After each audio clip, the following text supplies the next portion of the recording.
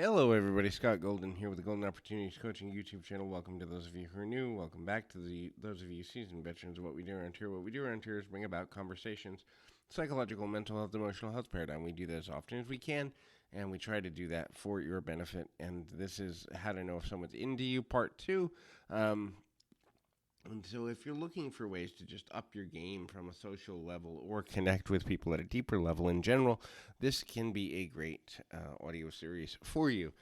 Please feel free to reach out at PO Perception on Twitter and or in the About Me section of this YouTube page if something is helpful to you. Also, if you're looking for life, business, relationship coaching, would love to be of assistance to you in that way as well.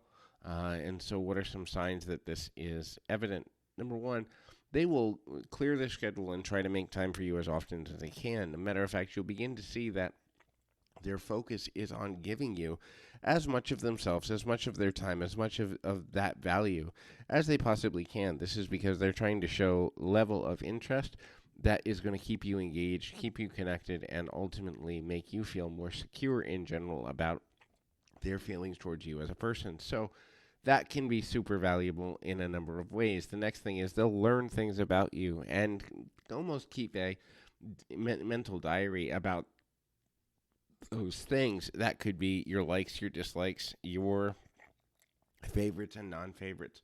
Sensitive topics to avoid, important topics that are meaningful to you. They'll ask powerful questions about your day, about the things that you are interested in, about the things you're working on, about the progress you're making towards these things that matter to you.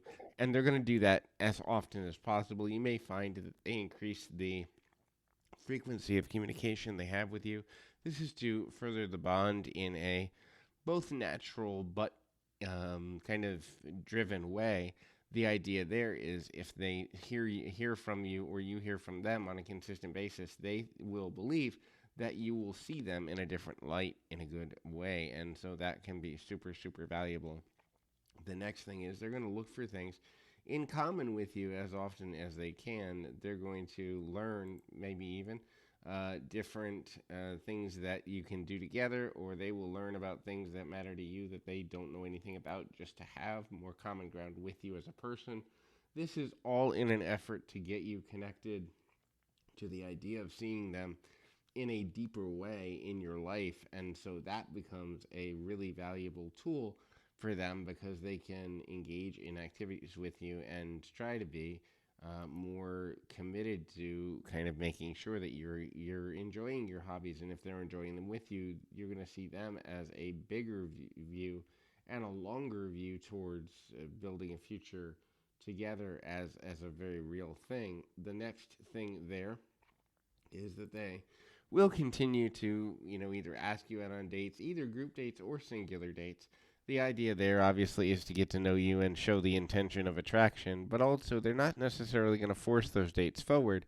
So they're going to try and make the invites look as spontaneous as possible. That's why the idea that they are learning about the things you like is important, because if they know, for example, that your favorite band is coming to town, they can say, hey, I really like them too. We could go together, and then the date feels less pressure filled. Many people, especially in the current generation who are more technology based, find it awkward to, bring about conversations that could lead to any level of rejection. But the rejection fear is removed when, you can kind of say, hey, I like this thing that you like. We have a common ground. That common ground allows us to potentially spend more time together, and then from there the spending time together will create, at least the hope is, a level of commonality and increase the frequency of the time spent. You want that to feel as organic as possible so the other person doesn't feel either bamboozled into spending the time or pressured, or as though that was the motive of the whole time, and they feel as though kind of things are off kilter between the two of you in any way. So hopefully this is helpful. I encourage you, keep your feet on the ground, your mind in the moment. Until the next time, everybody.